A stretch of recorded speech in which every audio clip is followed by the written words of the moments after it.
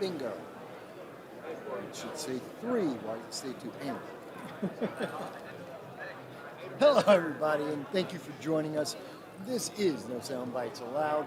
I'm your host, Michael Voss, and of course, I am here with the Sharp Way. Larry Sharp has allowed us to be here at FreedomFest with you to provide you now day 3 of coverage, and it's been going fantastic. We've been having a great time. I hope everyone's enjoying themselves. Hang on, I'm just fixing one of my mics. There we go. Yeah, there's always little tweaks. Technology never works the way we want it to. But I have with me today Adam Coleman, and he has written the book Black Victim to Black Victor, as you can see on the screen. He also owns the publishing company, Wrong Speak Publications, and we're going to have a great time talking a little bit about the book, the publishing company, his thoughts here at Freedom Fest, a little bit of everything. I hope you're going to enjoy it. Adam, good to have you with us. Have me on. So, let me start off. I've read your book. Well, let me be clear. Got that on day 1 of Freedom Fest, and I've had a chance to look through a couple of chapters. Okay. And I also heard you speaking. You were one of the featured speakers on day 2, and I did do some coverage of that. So, you've been talking a lot about, well, actually, before I ask that question, before you became an author, before you became a publisher, what did you do? I was an IT manager for a small business. Basically, when you're an IT guy for a small business, you're like a one-stop shop. But I was just fixing computers and doing server work and things of that nature. But I was always paying attention to politics, basically kept to myself. And it wasn't until 2020 that I decided to attempt to speak more publicly. So in 2020, during the pandemic, you're seeing the world kind of melt down, and you said, hey, wait a minute, I could do something different. Yeah, and especially from the sense of, one, I was trying to figure out, am I crazy? Like, am I the only one who's thinking, like, something's wrong here? And then I would go into these free speech forums, and I realized I wasn't the only one. And I was expressing myself, and I actually got encouragement from people, like, you should write more, because it said you explain yourself pretty well.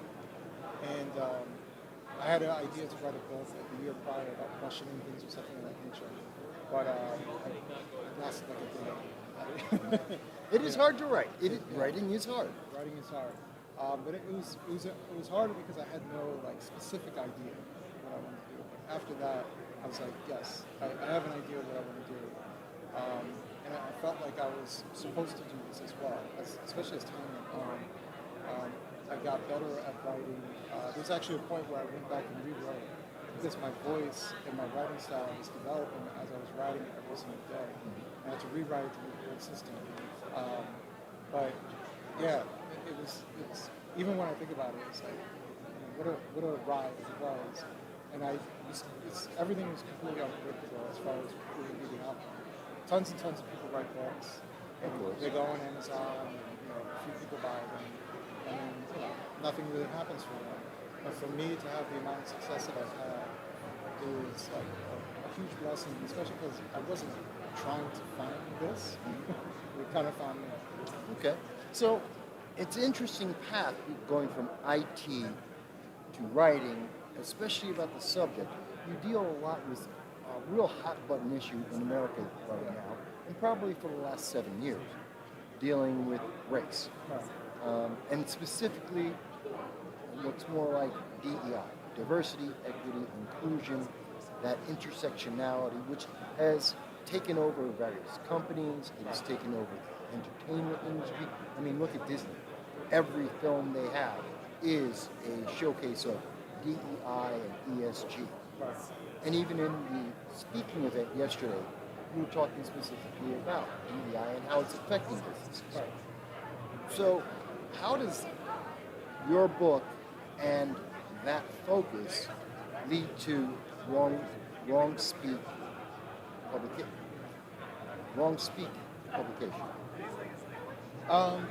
Well, for one, I'm much more of the colorblind approach to our society. Obviously, and I think sometimes the term gets mistranslated as to what it means. Obviously, we're both black men, we can see that we're both black men. Yes, but we're talking about how we treat each other, right? If you're a jerk, I treat you in accordance to you being a jerk. Right. If you're a nice person, I treat you in accordance to you being a nice person. It doesn't matter what you look like. To me, that's the type of approach. If I'm applying for a job, I shouldn't get special treatment because I'm black, nor should I be discriminated against because I'm black, right? It should be equal treatment. Obviously, we come with biases, and those things people are aware of, and we try to be sure.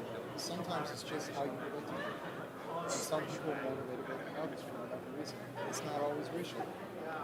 And so, but I think, especially when we talk about the entertainment industry, what was weird about 2020, especially into 2021, is that we pretended that black people weren't in Hollywood at all. Like, it was like, or women never. Sidney Poitier never existed. Denzel? Who's he? Yeah. Or like we pretended that there weren't like feature women who were the leads in these movies. Like they were the reason we were going to this movie because of this woman. Ellen Ripley, obviously, is one of the bigger ones. But even on TV, Erin Sung, the woman who played Erin Sung in Farscape. Right. I'm a sci-fi guy, so I remember that. We've always had feature films and TV shows and entertainment that featured women, that featured men of color. I wouldn't say, no, we didn't have half the entertainment industry, but then again, that's not a bad thing per se. Right. Yeah. Yeah, I agree. And especially when you talk to people in the entertainment industry, they'll tell you it's really about who you know. Mm-hmm. Right? That's where you see the son or daughter of such and such is now all of a sudden they have these acting roles. Like we get it. Yeah. Right? It's a small industry and it's about who you know. They're trying to protect their brands and like. So but it's the idea of forcing a particular outcome that people don't generally like because it feels inauthentic. And obviously, on another level, if you're forcing for something to happen to give someone a leg up, then you're also forcing for someone to not get ahead. And that person they're just an innocent bystander. They're the casualties of the DEI movement. But that's unfair to them. Just in the same way, let's say during the civil rights era, where it's unfair for me because I'm being discriminated against. Right. Granted, we're talking about the government being a part of that, but I think it's the same type of idea. And I've always just been in the sense, if there's an allowance for discrimination anywhere, then who's to say it won't come into effect me? I always say that. Eventually, you're going to be the next person on that list of who we're going to discriminate against. Even when you say, well, it's inclusive, but to be inclusive, I have to exclude somebody. Exactly. And eventually, that means I'm that next one on the list. Exactly. Because someone else is, I don't know, tall, skinny, fat, whatever it may be. Right. There's always something. And who's to say that right now, okay, we'll say, we got too many white men, and start going in this direction. But who's to say that in 15 years they said, listen, we overcorrected, now we need to correct the overcorrection. Too many black people are in this stuff. Like, who's to say that won't happen? Or it's going to be all Asians, or all Hispanics, or all women that are short. It's an infinitely big problem that you're never fixing. Because the fix always adds to the problem. Right. Yeah, I get that. Yeah. And I know you were speaking about that yesterday. But how does that get to creating your own company, becoming your own business owner, and helping other people write books? Some people will see some of the stills I'll have afterwards, or attached to this, where you're going to see some stills. You have several publishers here with you today on your company. Their books are now available. How do you get there? I've always had the mindset of paying it forward. I still have that mindset. I'm always, my life purpose is to serve. And especially now that I'm a saved Christian, is to serve the Christ as well. But I think that means that helping other people who are asking for help. And what I got out of writing my book is just like feeling relief. It's cathartic to finally put all that out there. There's a lot of personal stories and things like that, childhood experiences, and you just let it all out. And you're writing and crying at the same time. It feels good to just release it. And then I realized that there are a bunch of people who are like me, they don't know how to go forward, or they have an idea to write an article. They're like, no one wants to hear about it. And I know what that feels like. So why not create a platform and encourage people? So forget all that. Just do it. Just do it here and use that as a springboard. And that's kind of like the approach I did with the blogging platform. And initially it was me and I would invite people. But the goal was always to have me stop writing for LongSpeak and let other people write for LongSpeak because it's for everybody else. It's a platform that I'm helping to grow, not for me, but for everybody else. And now with the book publishing, it's for me to, like literally here, I'm standing here. If people recognize me, then they'll also check out the other books here from the lesser known authors. It's my way of paying it forward. Use my namesake to grow your platform as well. Springboard the next generation of writers and opportunities. Exactly. Okay. And that's unique because you don't hear a lot of people really doing that, going and saying, look, here I'm going to help people.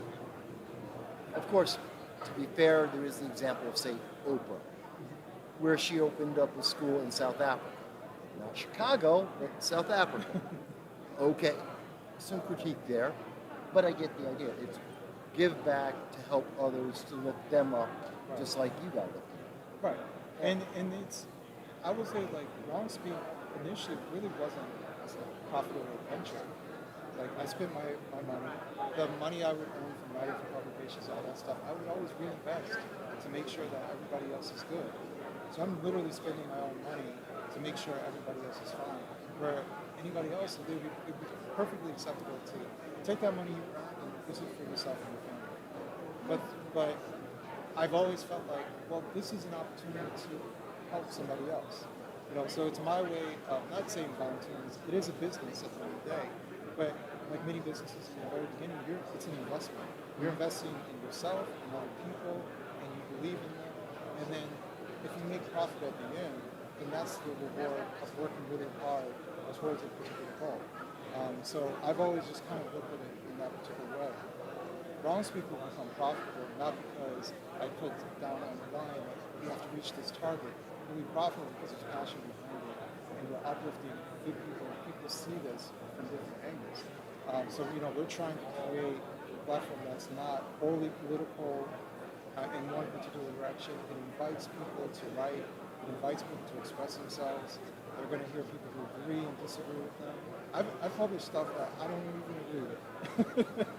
Right? That's a good, that is the mark of a good publisher. It's not about your personal taste. Right. It's about, is there an audience, and will the audience enjoy it, whatever that audience may be. I like that. You don't hear that as much these days. Right. So, and it's amazing how many people are okay with, I've said it before, why do you have to have my feelings? Mm-hmm. I have my own, you have your own. Right. They don't always have to be the same. No matter whether it's seeing a movie or having a conversation about something, it doesn't matter. We're human beings. Right. It doesn't mean I can't understand your feeling. But there's no reason why you have to have mine. And I think we see a lot of that today. Am I right? No, you're absolutely right. And that's why, like in the introduction of my book, I set like a rule, essentially. If at any point you think I'm writing this with hateful and malicious, stop reading the book. Like, this is all happening for understanding. I don't expect you to agree with me, right? But I want you to understand me. And for the people who've actually read the book, they've said, yeah, I agree with you for the most part. There's some things I don't agree with, but I understand where you're coming from. That's all I care about. If I have relatives who don't agree with me, but they say, you know what, you're still my cousin. I still love you, and I'm proud of you. It's like, cool, that's all I want. That's all I want. Well, that's all you can expect from someone. Right. Otherwise, everyone would be a clone, and the world would be pretty boring. Right. Even my wife doesn't agree with me on everything. Well, that one could get you in trouble. She agrees with me on most things. but she still loves me and supports me, and we have open dialogue. Like I've talked about this before. When I met my wife, I left the Democratic Party, but I was trying to figure out things, and I was just consuming content. But she was with me. She calls herself a default Democrat. You know, family Democrat. She's sort of political. Grew up with it as being just the thing. Right. And so I sent the first thing I sent her was a Larry Elder video. Oh yeah. I was like, this looks kind of interesting because I'm just learning about Larry Elder. I'm like, oh yeah. And she's like, I don't know if this is gonna work. But over time, and she even says it. Adam never tried to push me. We just talked. And over time, like she just understood where I was coming from, and she changed her mind on many things. I wasn't even trying to change her mind. We were just having an open dialogue. And if it makes sense, then it makes sense. If it doesn't, it doesn't. Right. And she realized, oh my God, it makes a lot of sense what he's talking about. And she changed her mind on me. Well, that's the way you're supposed to change someone's mind. Right. Is you engage in it. How do we know we have the right idea? If we don't tell someone and talk about it, and, okay, here's the good, the bad, does it make more or less sense, and then move forward from there. Right. That's an important aspect. And obviously it worked. And, hey, folks, there's a dating technique for you. You may not have thought of it. Right. Talk to someone. Yeah, you know, it might get you better, Twitter, what is it? X. No, the dating app. What is that? Oh, like Bumble or Tinder. Tinder. Tinder, that's it. Yeah, the Tinder. Yeah, you find someone for a night. Who's going to be with you 20 years later? Aha. Anyway, but we're speaking about it, and we've gone back and forth. I did read a bit of it, and I do apologize, but obviously we're at the event. No, listen, a lot of stuff. I understand. But I did get to read a little bit of it, and again, I want everyone to see it nicely. And there was, and I took some notes, quick notes here. So in chapter 3, you're talking about something that really isn't spoken about at all. It's the idea of black women have to save black men, and that really caught me because I've actually lived that. I had an experience of an ex-girlfriend who's no longer a friend because she was trying to save me. And I didn't want to be saved. You know, you're a Republican, I've got to save you. No, I'm a Republican. I'm okay with that. Oh, your ideas about business and international politics, I don't like them. That's okay. I like them. Right. I have reasons for them. So it kind of struck me when you were talking about how there is this belief out there, and even it goes into the idea of black women being promoted in social media, society. They're queens, they're bosses. But when it comes to black men, we're boys, we're the N-word. We're not considered, we're not being told we're kings and emperors, we're bosses as well. We're just guys. And I found that very interesting. I have to imagine you've gotten a lot of pushback on that chapter in particular. One of my favorite reviews was someone going chapter by chapter on this one website, and they made it to that chapter, and they just wrote like 3 paragraphs of presumptive stuff, and almost like someone hurt you and you're blaming all black women for this, blah, blah, blah. And I'm reading it, I was like, I didn't say that. That's not what I'm implying. I didn't say that. And then afterwards, you're like, 3 out of 5 stars. It was okay. I was like, you still give me 3 stars. All right, so. They hate you, but it's good. Yeah. It was just that one chapter. I was like, okay, I got you. But everything else they agreed with, and everything was good. No, I honestly don't get too much pushback on it because, a lot of people might not like it and they just don't contact me. But it's not something, when I go on social media, it's not something that I talk about just to talk about. Because I know there's a lot of emotion when it comes to it. And Twitter or X is not the place